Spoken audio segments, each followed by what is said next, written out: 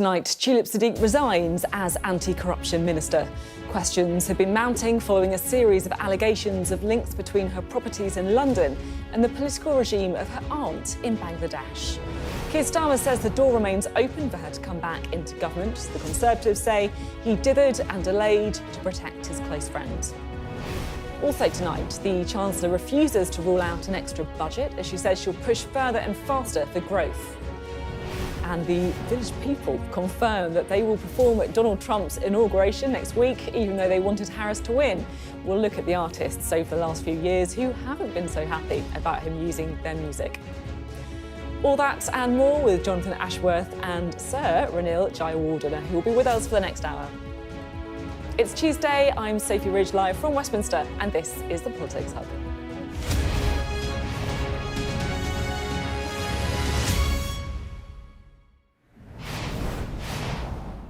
Hello, good evening.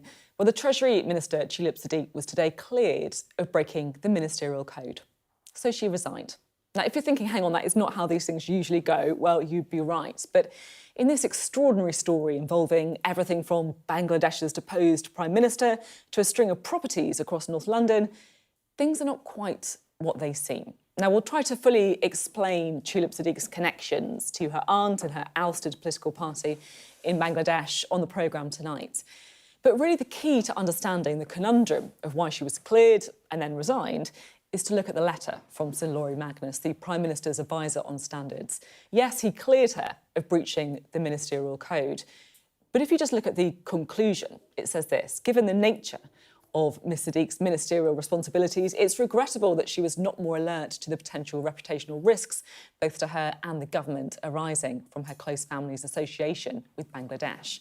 I would not advise that this shortcoming should be taken as a breach of the ministerial code, but you will want to consider her ongoing responsibilities in the light of this.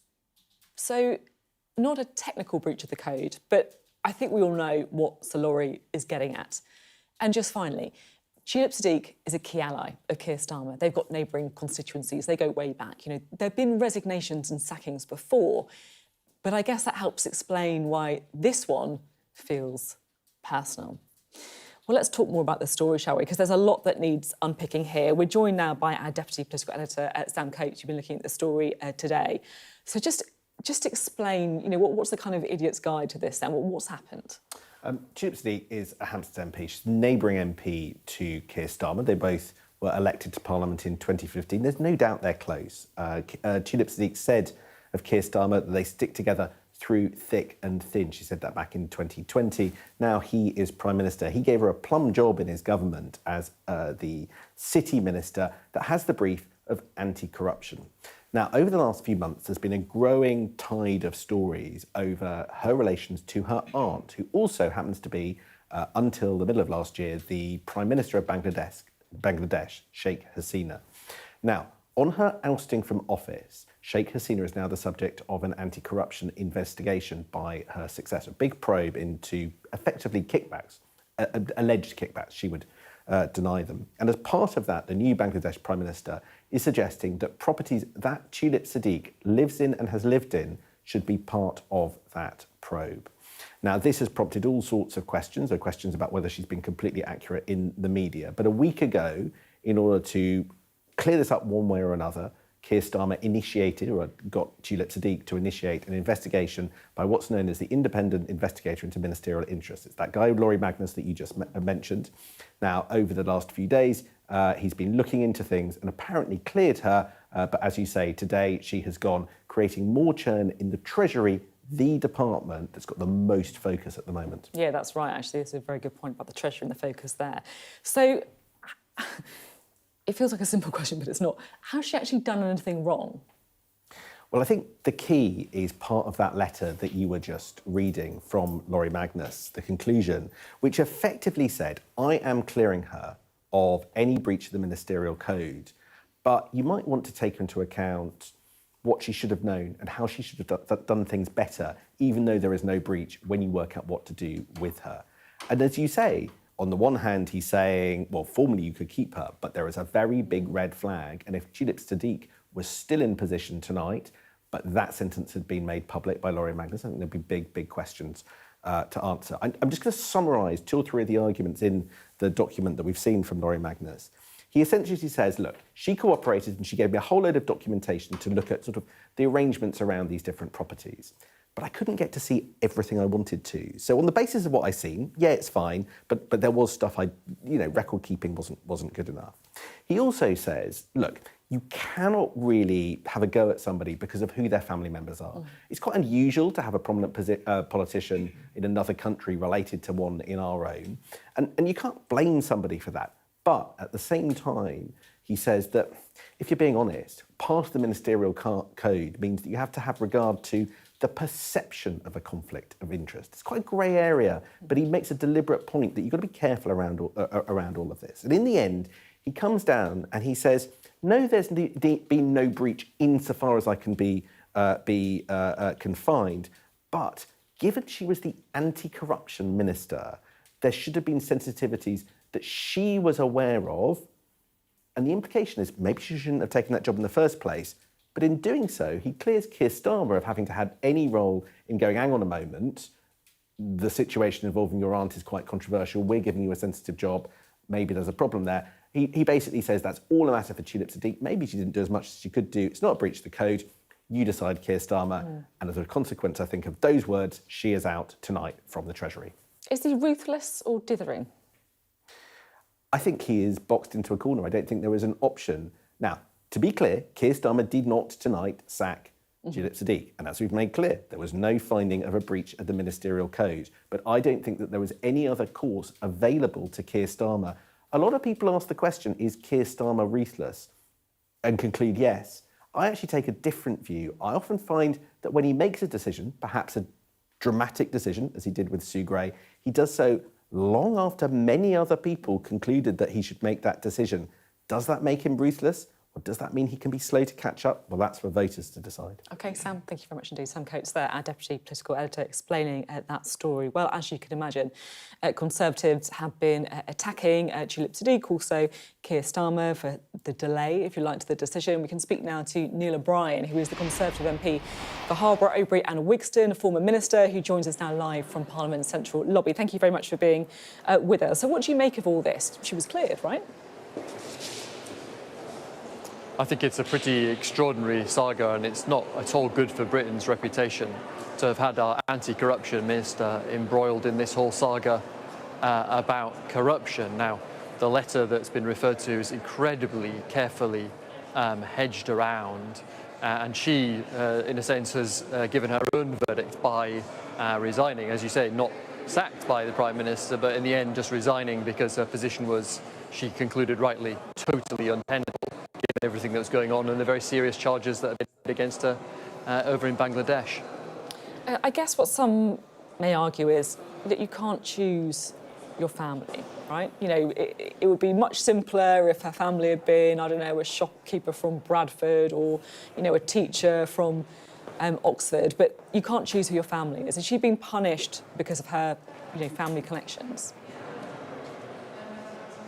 No, you can't choose who your family are, but you can choose the decisions you make.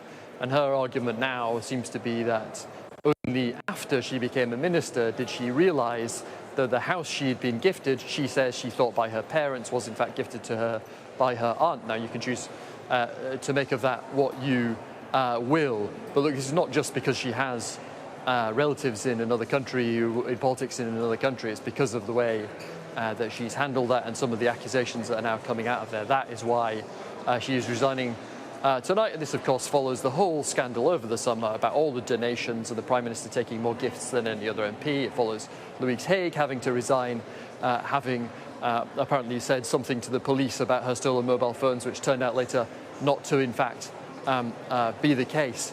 And so the whole perception is just of a government that has lots of these kind of problems going on in it and doesn't have any clear sense of direction. At the same time, as you have a Treasury Minister resigning, you have total turmoil in the financial markets. You've had a budget that's completely failed, the highest tax burden ever, low growth, the highest debt ever, and now markets across the world voting on the performance of this government by making our borrowing costs, which will hit us all in the pocket, much higher. So we will end up paying more tax, not to go on public services, but just to service the extra borrowing costs unleashed by Rachel Reeves' disastrous budget. Well, you should know about that being Conservative then, right? Look, what has happened in the last budget, I don't think anybody thinks that the decision to take the tax burden up to a record high and to increase our debt to a record high has not had an impact in terms of us now having the stalling economy that we have, with slowing growth going from being the highest in the G7 to right at the bottom of the league table, and now this crisis in our borrowing because the markets can see that the government hasn't got any clear economic plan. We're going to be talking about that later on the programme, the arguments around Rachel Reeves. But just finally on Tulip Siddiq, do you think there are questions for Keir Starmer this evening, or would you actually welcome the fact that, although it was her decision obviously on paper to resign, it does appear that he's been decisive? Once again, he's just been incredibly slow, and I think everyone here this evening is asking, why was this allowed to go on day after day when this conclusion was totally inevitable? It's not the first time he's been very, very slow on this. You saw the way he handled the massive questions about all the gifts he'd been taking as well. That went on for weeks and weeks and weeks until it was finally dragged out of him that he had changed his mind. So he hasn't been decisive. He is not a strong leader. And on this, yeah, I do think there are some questions that won't go away, even though she's now resigned. OK, thank you very much indeed. Good to speak to you this evening. Neil O'Brien there speaking to us from Central Lobby. Right, let's bring our duo for the evening, shall we? The Chief Executive of Labour Together, former Labour MP Jonathan Ashworth, and the former Conservative Minister Ranil Jayawardena. Great to have you both on the programme. Jonathan, to you first. How do you respond to what Neil O'Brien was saying there about Tulip Siddiq? Well, look, it's to Tulip Siddiq's credit this evening that she's resigned from the front bench. She referred herself, of course, to the independent advisor on these matters. The advisor has found that she didn't break the ministerial code, but nonetheless, and in the circumstances, she recognises that she's becoming a distraction and she's left the front bench. And I think that while this is naturally disappointing for her and her political career, it is a credit to her.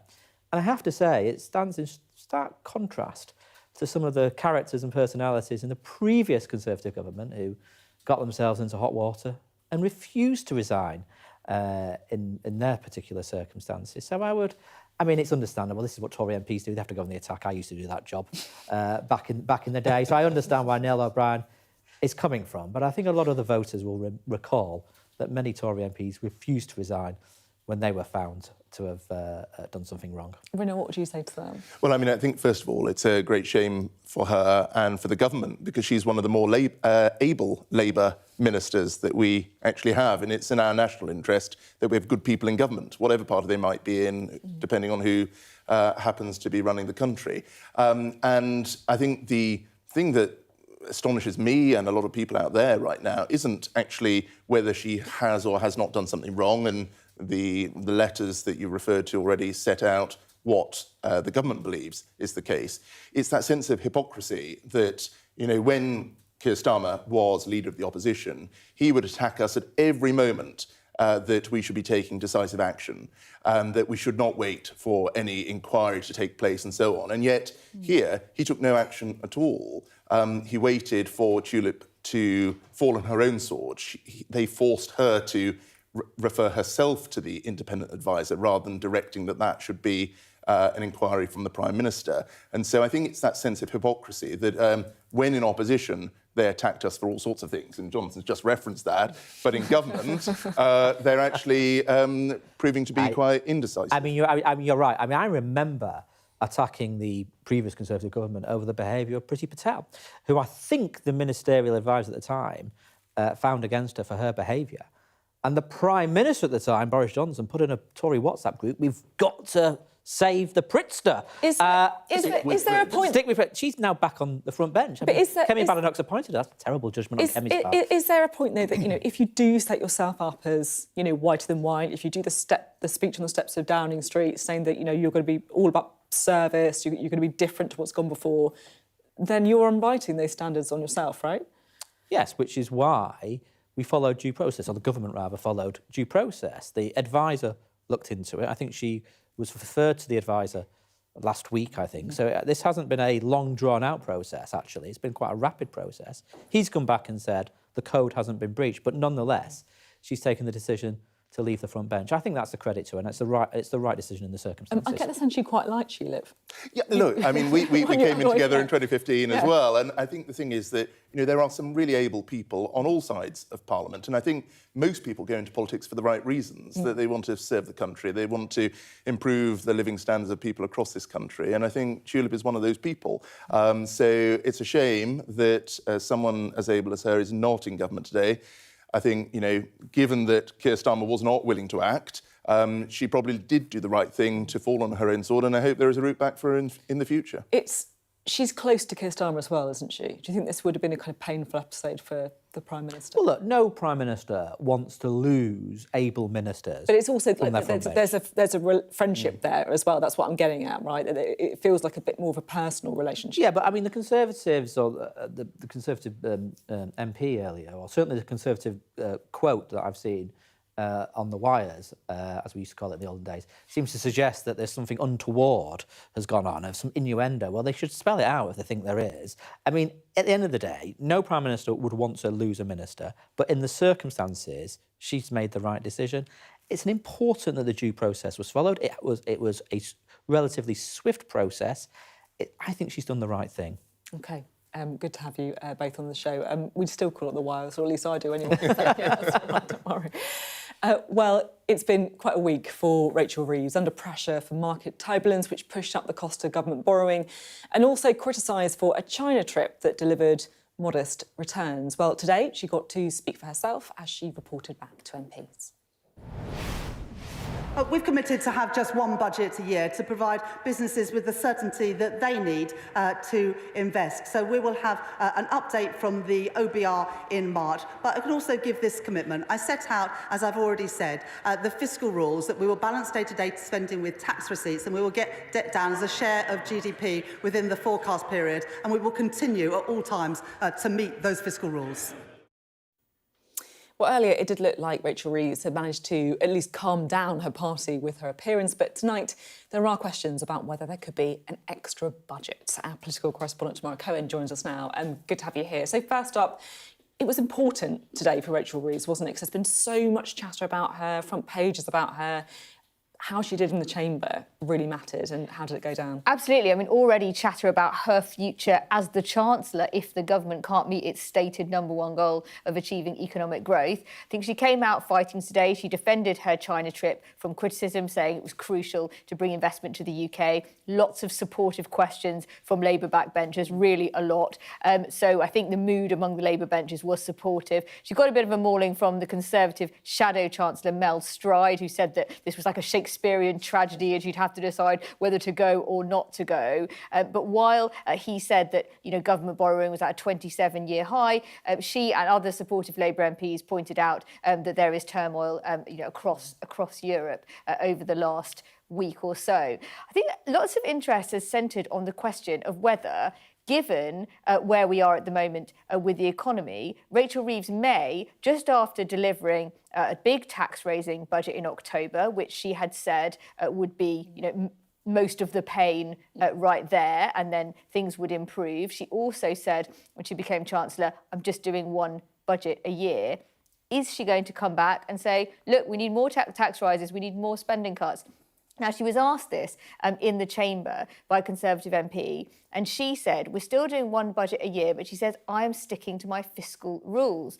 When we went to speak to the Prime Minister's spokesman, who does a briefing with journalists, we asked about this. We know that there's going to be an economic forecast at the end of March. If that looks bad, that growth that was projected to be 2% this year, if that's revised down, what does she do? Does she do an emergency budget? And we were told 8 times by the Prime Minister's spokesman, I'm not going to get ahead of that forecast. So it does leave an open question. The government have not entirely ruled this out. And I think the Conservatives are going to keep coming back to this in terms of, are we going to get more tax rises? Are we going to get more painful spending cuts if the economy does not look like it's improving? Because back in October, she didn't leave herself much headroom, as we call it, much extra money, if the growth plans don't pan out as she hoped. So I think a lot hinging now on that statement at the end of on that forecast at the end of March. But I think they'll have to at some stage comment on whether she will come back for more. What's your sort of sense tomorrow on what could happen in March? Because look, there's been lots of debate about how serious the market movement is, the headroom, what's going to happen.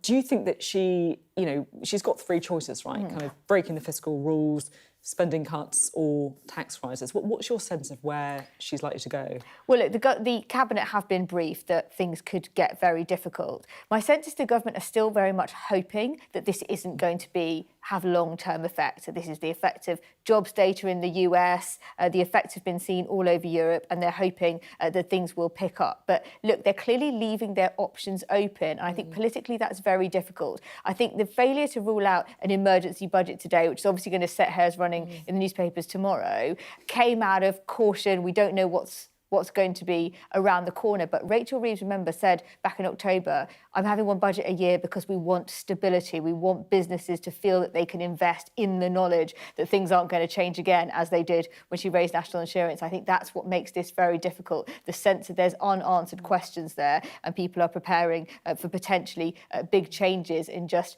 a few months' time. This is the government's stated number one goal and, a lot of pressure on her. OK, thanks very much indeed, Tamara Cohen there. Well, the woes facing Rachel Reeves are sure to feature in tomorrow's newspapers. We'll have our extended press preview from 10:30 this evening with tonight's news and tomorrow's headlines. Joining us will be the journalist and broadcaster Jenny Kleeman and the broadcaster and commentator Duncan Barks.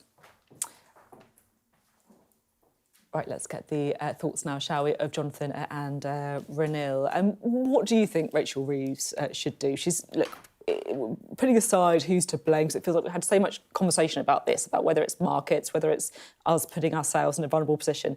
What do you think she should do?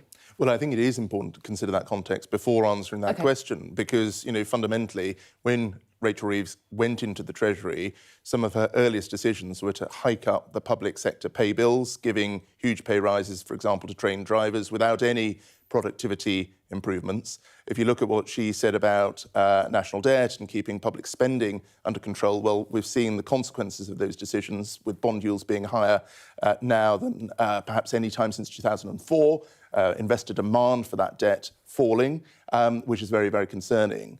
And so, she does have questions to answer around where she has taken decisions in the past, which will be instructive in what she now does next. And the fact she's not ruling out an emergency budget does suggest that she will have to take tough decisions, which many of her backbenchers will not like. What do you think those tough decisions should be then? Well, I think you've heard over the weekend the fact that they are now going to have to look much harder at public spending than they thought they would have to.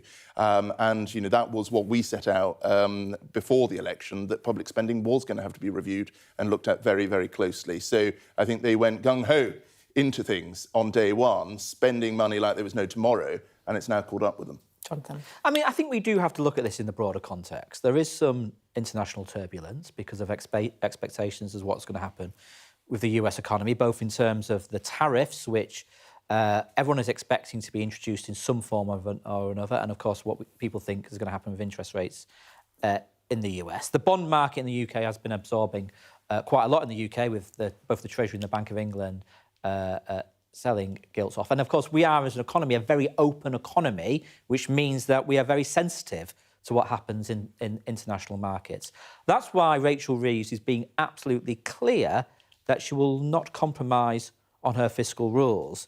The difference between Rachel Reeves and Liz Truss is that Liz Truss was prepared to pursue unfunded tax cuts, which spooked the markets and in turn led to a run on pension funds. So she is not going to deviate from her fiscal rules. We don't know what that means for future public expenditure, but look, we're hearing the indications that she's prepared to make tough choices if necessary. Look, we'll go to a minute.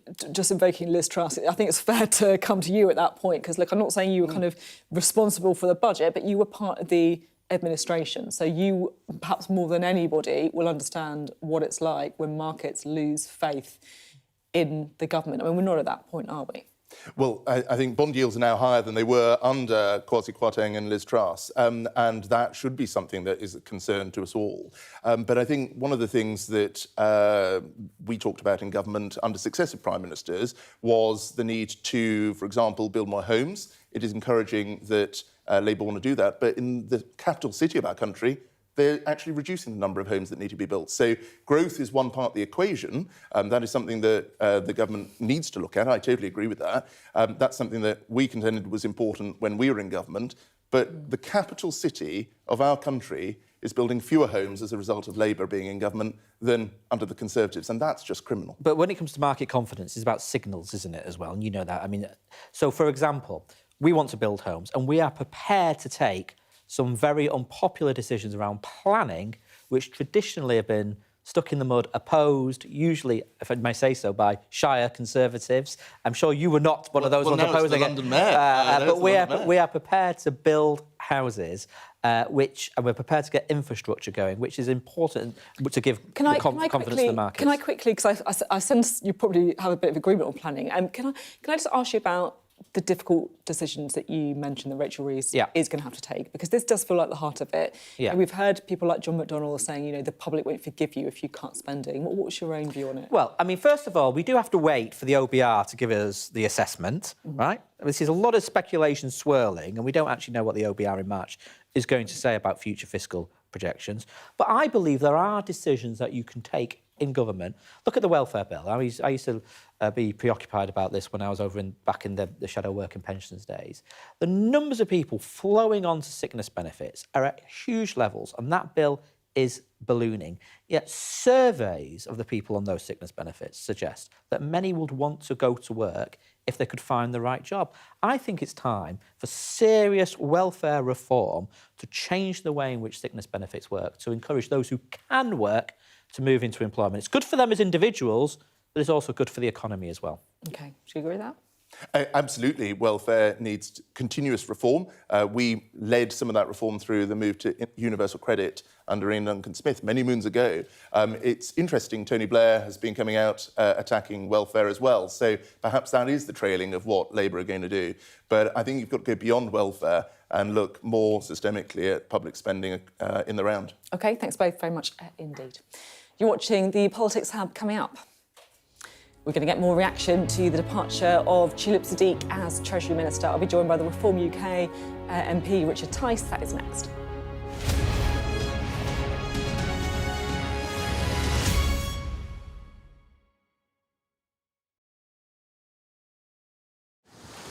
Many people have told me that God spared my life for a reason. President for a second time. That reason being to save our country, he said. A remarkable moment, isn't it? Another chance, another 4 years. The question is, what does he do with those 4 years?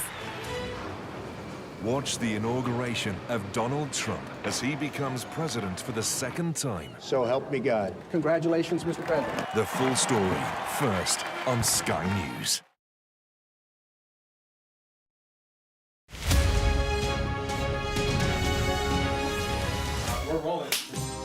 Welcome to the world. Our new podcast, starting now. It's very exciting. Every week, we'll be reporting from the world's trouble spots. We get to hold those in positions of power accountable, and we get to ask the questions that the audience, the listeners, want to know about. And that's why it is so important that people tune in, come along for the road, come along for the journey. It'll be fun.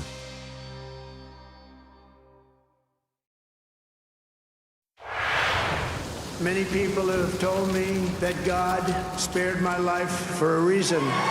President for a second time. That reason being to save our country, he said. A remarkable moment, isn't it? Another chance, another 4 years. The question is, what does he do with those 4 years?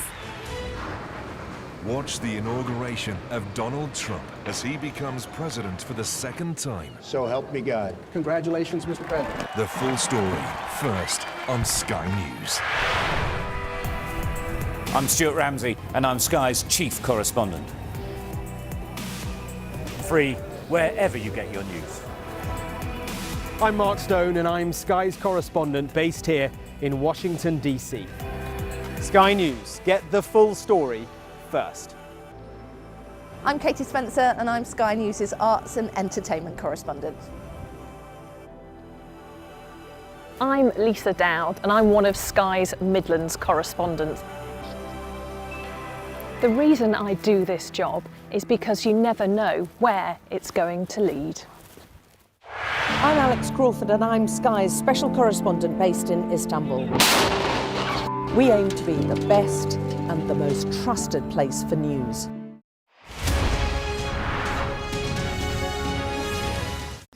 Weeknights on Sky News. This is your chance. Tell people.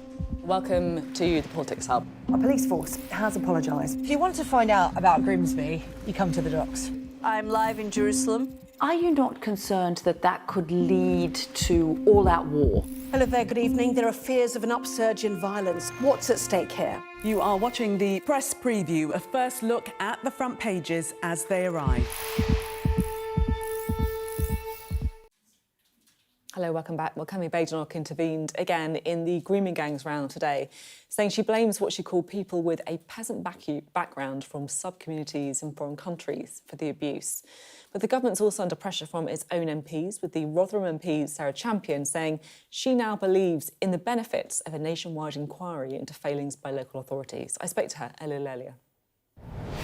Thank you so much for being on the programme this evening. I've been obviously really keen to talk to you because of the work that you've done over many years on the grooming and the sexual abuse and rape scandal that we've seen. You are now calling for a public inquiry. Just explain exactly what it is that you want to see. It's quite complicated and it's not an inquiry on its own. We've already had one of those, the fantastic independent inquiry into child sexual abuse that came up with 20 recommendations, which I'm also saying need to be implemented. But I think we need to be quite honest now. The public are mistrustful of authority and the fact that potentially they might have covered up child abuse in general, but specifically grooming gangs.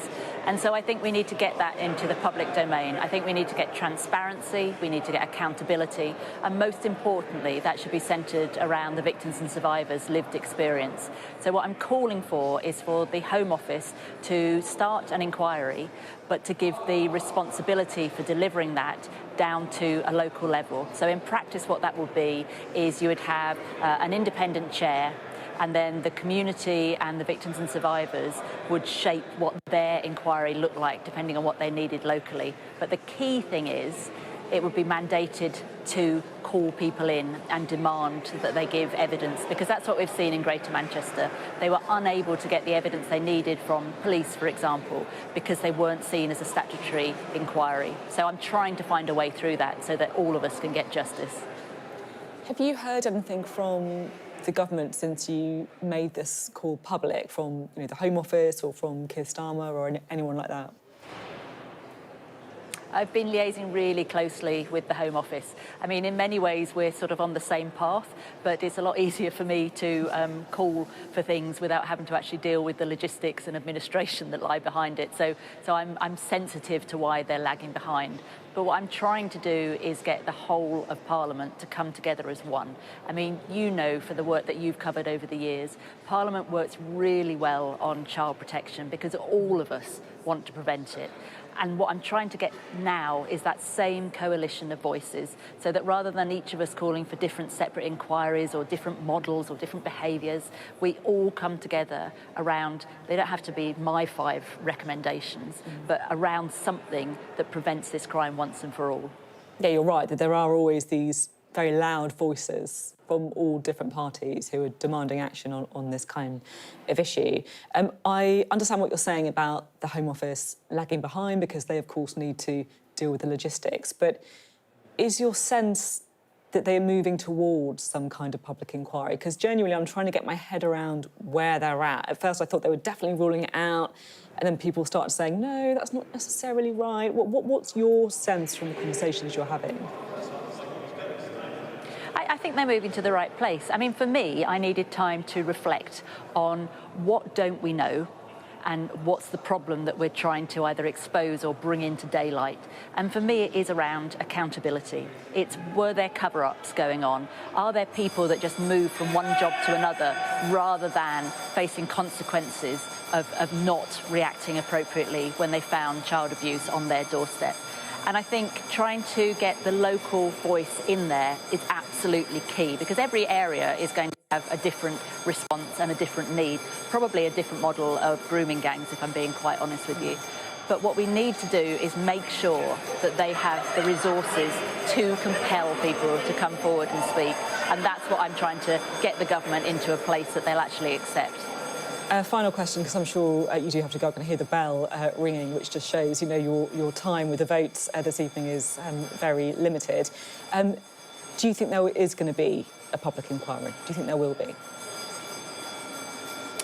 Personally, I do not think that the public will have confidence in those in government and those in local authority and the police forces unless we have a very transparent inquiry of whatever sort you want, specifically looking into whether or not there were cover-ups, whether or not there's something about this type of child abuse that means they're not getting the justice. And what I really want is for victims and survivors to have confidence that if they walk into a police station or if they go to social services, they will be treated with the best respect, with the best respect, and they will get the justice that they absolutely deserve. So I can't see of another way forward unless we have some form of inquiry. Well, let's bring in Jonathan and Ranil, shall we? I think what Sarah's saying there about accountability is really key, because I guess that comes to the depth of feeling that people have about this. They feel that no one has been held responsible for it. Obviously, apart from the people who actually carried out the abuse, some of whom are in jail, the institutions that failed these girls. I mean, do you think she has a point that there does need to be some kind of national inquiry now, Jonathan? Well, she makes her point well, and I think I would hope that Home Office ministers are reflecting seriously on it.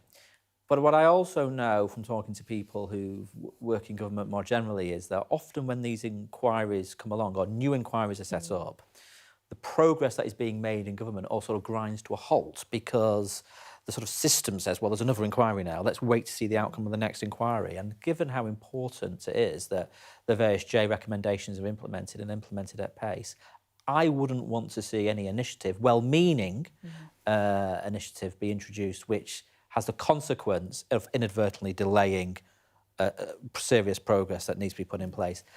These crimes are heinous, disgusting. It's totally understandable why people are so angry. I am angry about them as well. But it's really, really important that the reforms that have been recommended are implemented as soon as possible. What do you make of Kemi Badenoch's comments today? I don't know if you've seen them in full, but she was effectively talking about the particular backgrounds of people who are in some of these grooming gangs, effectively saying that, look, they're from, they're not, the typical person from Pakistan or Bangladesh or wherever it is, Pakistan. She's saying that they are people who live in rural areas, people who come from poor areas, peasant backgrounds. Do you think she's right to confront it in this way? Or do you think that actually this kind of language is not helpful? Well, I think what's really important is we don't tar everyone with the same brush. And so it's really important that there is an inquiry to really find out where this behaviour seems to have come from, but also why it has been allowed to occur for so long. So do you think that she is in danger of tarring people with the same No, brush? I think it's the opposite. I think she's trying to call out where the fact that it's not everyone. Yeah. When people say Asian grooming gangs, that's a very, very broad brush. And I think it's important we're laser focused on this. And that's why it's important there is an inquiry. Because, yes, there's been the ICSA, the national inquiry already, and there is no reason why the reforms suggested there can't be implemented alongside a laser-like inquiry looking at the localities that are in question here and why, for instance, it appears that the police handed back girls to abusers, which is just absolutely shocking. That's the sort of thing that needs to be looked at very closely in terms of the institutions involved. And also there needs to be a look at why there seems to be, and there's an appearance right now, that there was a two-tier justice system at the time where police and other authorities didn't want to touch this for fear of being called racist. That's not on. So I think Kemi's being actually, I've not seen these particular remarks, but I think she's right to say, look, it's not everyone. But we need to look at exactly where this came from, why it's happened, and make sure it doesn't happen again. Jonathan. I mean, I've not seen the remarks, but I was very proud to represent people of Indian heritage, or Bangladeshi heritage, or Pakistani heritage, and I would caution politicians to be very careful and sensitive about the language that they use when discussing these matters. We do not want to tar whole communities in the way in which I've not seen the remarks, I've not seen the interview, but look, you have to be careful when you have to be sensitive when you're talking about these matters. And just to pick up on the point that you made, look, obviously in a theoretical sense, there is no reason why implementation of recommendations should stall theoretically. It's more just a reality of when you're dealing with systems and bureaucracies, if they think there is another inquiry, they sort of jam up, they sort of stop because they think, well, there's going to be another inquiry, let's see what that one says. And I'm not saying it's a showstopper, I'm just saying if that was to happen, I would really, really want reassurance that the J recommendations are being implemented and nobody is, sort of saying, oh, let's see what comes next, because I don't want to do something which the next inquiry... Do you know what I mean? That's the point I'm making. Do you agree with that, then? Well, I'm sure that our Home Secretary, Yvette Cooper, is perfectly able to make sure that direction in her department means that there isn't that period of inaction. And so I'm sure it can be done. Jonathan's right to say we don't want inaction, but, they are now into bat, they are the government, and it's their job to make sure that action is taken this day. OK, thanks both very much indeed, Jonathan and Ranil there. Coming up next on the Politics Hub. It's confirmed the Village People will play Donald Trump's inauguration next Monday, but it is safe to say there are plenty of musicians who aren't fans. We're going to have a look at the list. Look at that dancing.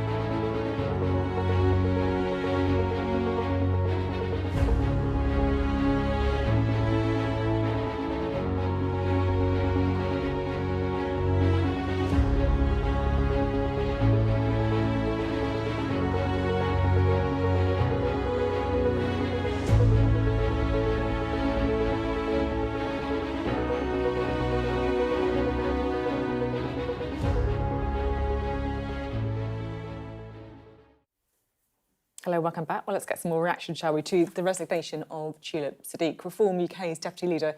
Richard Tice joins us now. So she's been cleared of breaking the ministerial code, but she's resigned anyway. Would you kind of congratulate Tulip Siddiq for perhaps doing the right thing? Well, I think she should have done the right thing some time ago. You can't have someone who's an anti-corruption czar being the subject of ongoing, relentless corruption allegations. And obviously there are allegations. But it is interesting, if she's been cleared of everything, then why's she felt it necessary to go?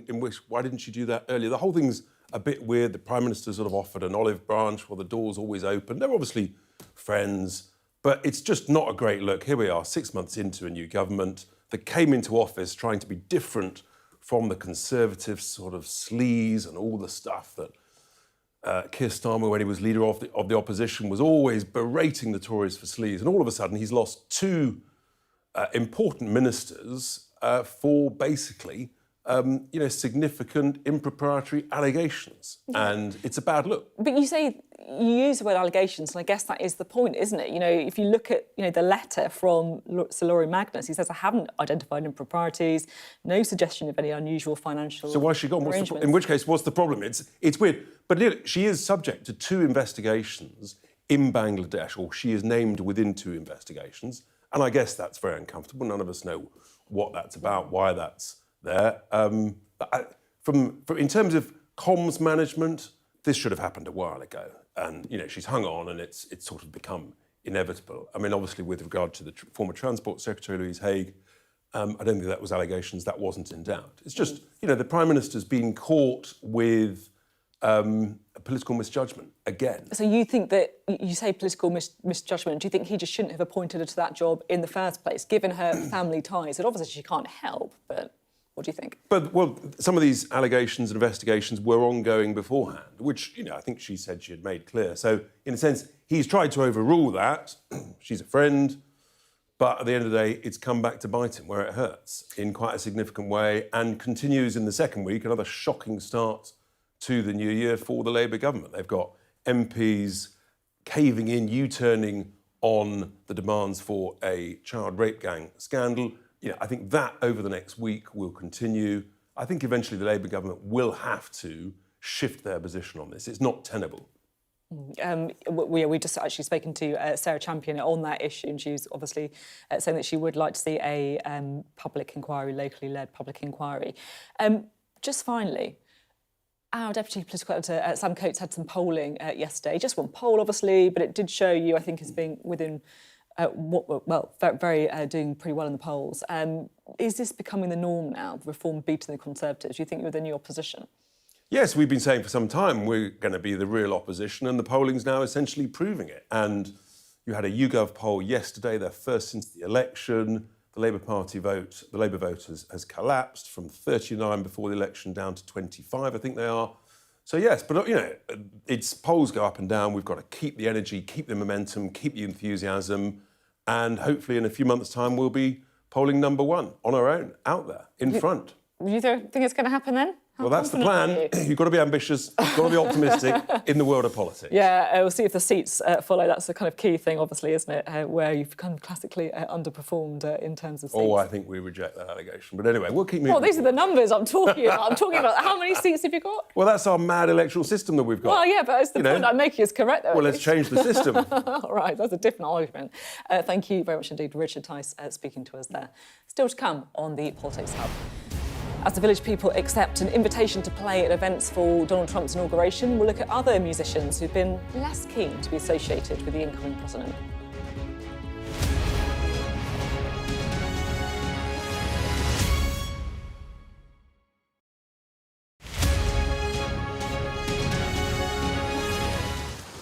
Many people have told me that God spared my life for a reason.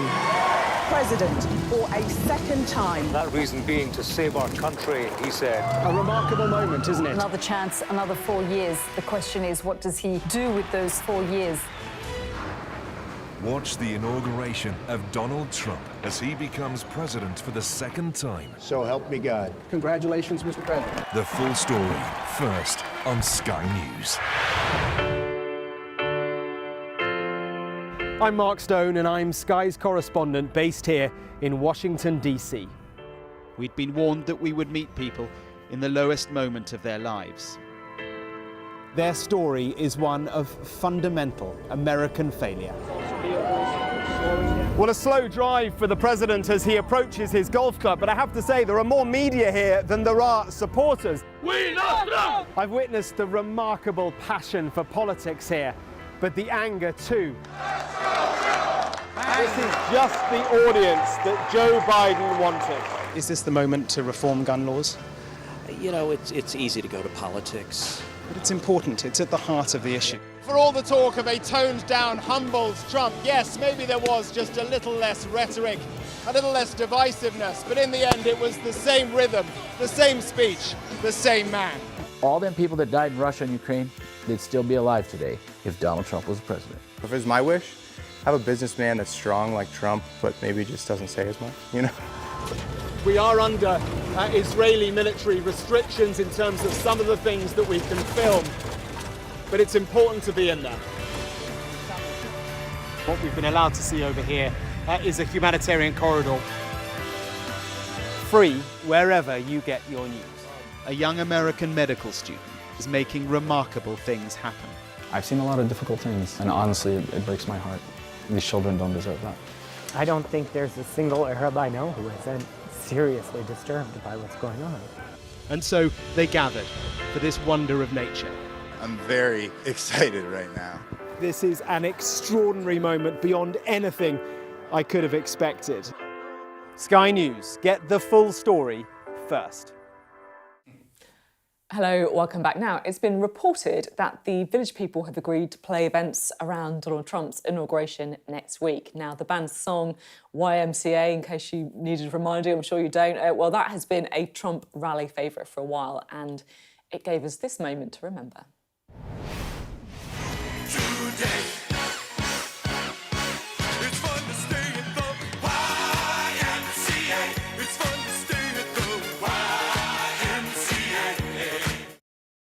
I love it. The little pout as well, it just kills me every time. But, however, unlike the YMCA, other musicians have been less happy, shall we say, with being associated with the incoming president. Now, here are some of those who have banned him from using their songs at his events. So, when Trump used Rolling in the Deep as his walk-on song at campaign rallies in 2016, Adele's spokesperson hit back, saying the singer hadn't given permission for her music to be used for any political campaigning. Also, during the 2016 cycle, Queen weren't happy with Trump using their song We Are the Champions at campaign events. The guitarist Brian May said that permission to use the track was neither sought nor given. And the same year, Earth, Wind and Fire put out a brief statement when their track September was used at the Republican National Convention, calling the use unauthorised and against their wishes. Neil Young has long protested against Donald Trump's use of his songs. He eventually sued him during his re-election campaign, although the case was dropped by the musician. And the Rolling Stones took to Twitter to say they didn't endorse Trump after he closed out the RNC in 2016 with "You can't always get what you want." They said it was used without their permission, and they went on to threaten a lawsuit when it was used again at the Trump rally 4 years later. The White Stripes objected to the use of Seven Nations Army in a campaign video. They said they were disgusted by the association. Don't hold back there. And the Foo Fighters also objected to their track My Hero being used as Robert F. Kennedy Jr. walked onto the stage at Mr. Trump's campaign event. A spokesperson said they would not ask permission, and if they were, they wouldn't have granted it, although the Trump campaign disputed this. And finally, Beyoncé reportedly threatened to send a cease and desist letter to the Trump campaign over the unauthorised use of her song Freedom in a video. That song was, however, approved for Kamala Harris's campaign. Right, let's chat to Jonathan Ranil, shall we? I don't think I've ever had such a long read, which perhaps reflects, how, the music world is not, they're not fans of Trump. No, it would seem not. But listen, I had no idea that the Village People were still knocking around. Is it the original lineup? Is it? I don't know. You're asking me questions. I don't know. I bet it's not. But no, I mean, it's amazing. I mean, look, this is say, for people who organise conferences and conventions and rallies, this is an occupational hazard because, you know, you want some upbeat music to get the crowd going, and you never know whether, you know, the rock band or the pop band is going to come out and say something. I, of course, remember Ream, Things Can Only Get Better, with Tony Blair, of course, 20-odd years ago, 25 years ago. Well, more than that now, I suppose. But, yeah, it's... yeah, amazing stuff. I was thinking about what would I have as my... Yeah, well, go on. What would you Well, given I lost, maybe Don't Look Back in Anger, I suppose. It's probably the best one. I like that a lot. That's great. I like it. That's fair, yeah. And, you know, Waste, it's got some Blair, you know, connotations as well. Well, I mean... They were in the 1997 Love Him. Well, Blair, I mean, weren't they were, like, pro-him for a bit, and I mean, I remember the Brits in about 1996 or something, Noel Gallagher saying... the coolest man here is Tony Blair, but I think Noel Gallagher changed his mind a few years later. He might actually see you if you use the music. Well, I'm a Mancunian as well, so hopefully he'll... different side of Manchester, though, but hopefully... I used to have hair like Noel Jayawardena. I used to have the hairdo and everything. Well, don't say much. I absolutely loved it. I used to have the hairdo. I used to dress like them. They were my idols. Sadly, I've not been able to get tickets for them this year. You need to get photos next time. We want picture evidence of this. And what would you go for? I'm putting you on the spot here. I have no idea. I'm not sure anyone wants to see me dance either. We haven't even mentioned the Trump dancing. But I think it's extraordinary that, you know, you've got all these artists who don't want their music used. It isn't, you know, the point of music that it should be celebrated regardless. And, you know, they've given it to the world. People love that music, so why shouldn't someone use it for a rally to be upbeat? As Jonathan says, you know, I think it's something that is a positive. People shouldn't turn the opportunity down. The Trump dancing reminds me a little bit of Theresa May, I think. Dancing Queen, exactly. I want a double act, yes. Yeah, I think it might be a bit of an awkward dancing partnership, I'm not going to lie. It was interesting, though, because just in the break you were being a bit more optimistic, I guess, about a Trump administration coming. Well, I think there are some opportunities for the Labour government right now. You know, we know that they're in financial difficulty for their decisions that they've taken. They've taken, you know, money away from pensioners. They've had to now sort of talk about even an emergency budget. One of the things they can do to get growth, which will help them, is do a trade deal with the US and also conclude trade deals that we started with other partners. So, you know, I think there is the opportunity, and Trump is very fond of the United Kingdom, so we could actually use our agility outside the EU to get a deal done and prove that Britain's a good place to do business. What do you reckon?